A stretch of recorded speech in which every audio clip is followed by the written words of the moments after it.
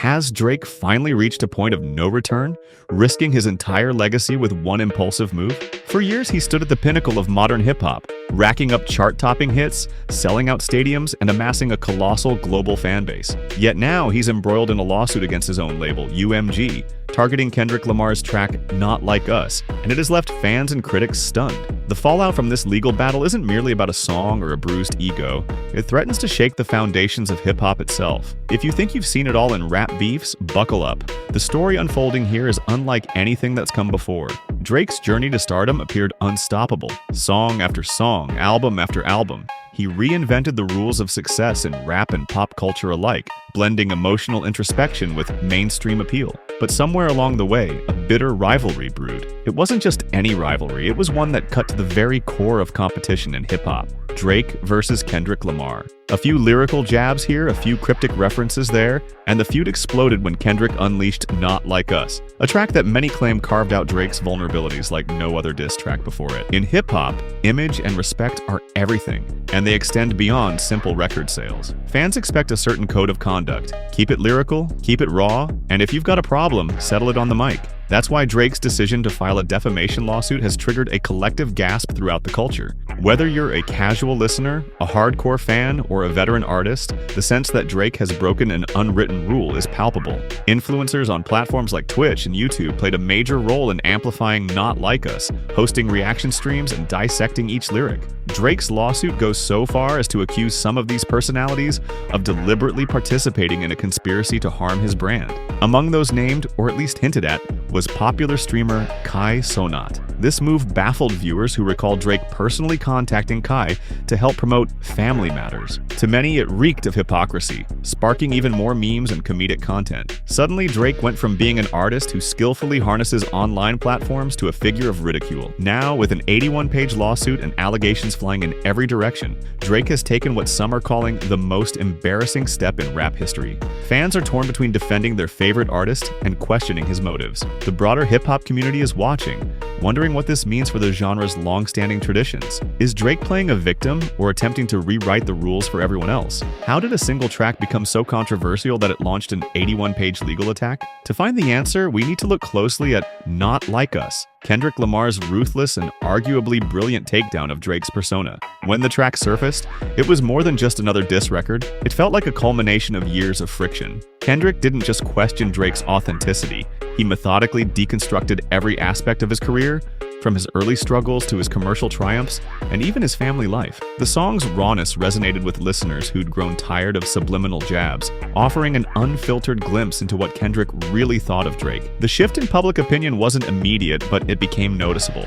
Polls, debates, and reaction videos flooded the internet, dissecting every bar to determine who emerged victorious. For the first time in a long while, Drake found himself on the back foot. His attempts at damage control, like firing off cryptic tweets and vaguely referencing the diss in interviews, did little to quell the momentum building behind Kendrick's track. Fans wanted a direct response, a bar-for-bar rebuttal that would settle the score. Yet instead of delivering that lyrical counterpunch, Drake took a route few anticipated, an official petition alleging that UMG manipulated streams to boost Not Like Us. It sounded like a desperate move, but no one expected him to stop there. This petition was only a precursor to the broader legal storm that would come. It momentarily diverted attention from the track itself, but didn't quell the underlying tension. Skeptics chalked it up to Drake's bruised ego, while devoted fans tried to defend him, saying he had every right to question suspicious streaming patterns. Even more startling was how Drake's claims ended up boosting interest in Not Like Us. People who'd never heard the track before rushed to listen,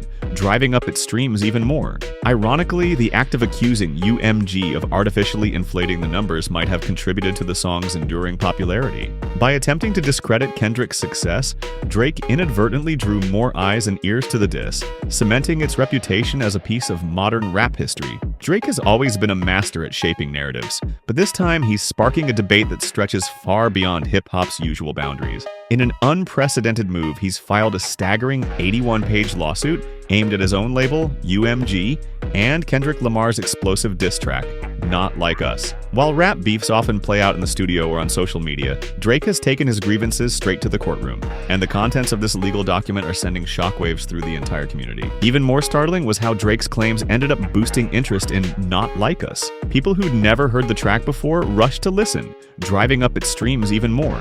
Ironically, the act of accusing UMG of artificially inflating the numbers might have contributed to the song's enduring popularity. By attempting to discredit Kendrick's success, Drake inadvertently drew more eyes and ears to the diss, cementing its reputation as a piece of modern rap history. Drake has always been a master at shaping narratives, but this time he's sparking a debate that stretches far beyond hip-hop's usual boundaries. In an unprecedented move, he's filed a staggering 81-page lawsuit aimed at his own label, UMG, and Kendrick Lamar's explosive diss track, Not Like Us. While rap beefs often play out in the studio or on social media, Drake has taken his grievances straight to the courtroom, and the contents of this legal document are sending shockwaves through the entire community. At its core, Drake's lawsuit accuses UMG of deliberately elevating Not Like Us to sabotage his reputation. He claims they manipulated streaming numbers and orchestrated a coordinated plan to amplify Kendrick's diss, making Drake look weak on the global stage. But the lawsuit goes beyond standard industry allegations.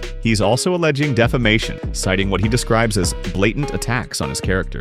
Although rap has a long history of sharp-tongued takedowns, Drake argues that Kendrick's pointed bars crossed a line, particularly when it came to references about his family and personal life. Legal experts are calling this move risky, especially for someone who built his career on lyrical showdowns. Defamation cases are notoriously challenging to prove, especially within the context of a musical genre known for hyperbole and braggadocio. Yet Drake's document, packed with specific grievances, claims emotional and financial harm, stating that Not Like Us incited a wave of harassment that extends to his closest relatives. The lawsuit implies that by attacking his integrity and private affairs in such an extreme fashion, Kendrick damaged Drake's personal brand to a degree mere artistic expression can't justify. Dig deeper and you'll find Drake taking issue with almost every component of Not Like Us. He picks apart its bars, insists they were designed to inflict real harm, and suggests Kendrick and the label conspired to maintain the track's viral momentum. Even more surprising is Drake's contention that major influencers and streamers were in on it,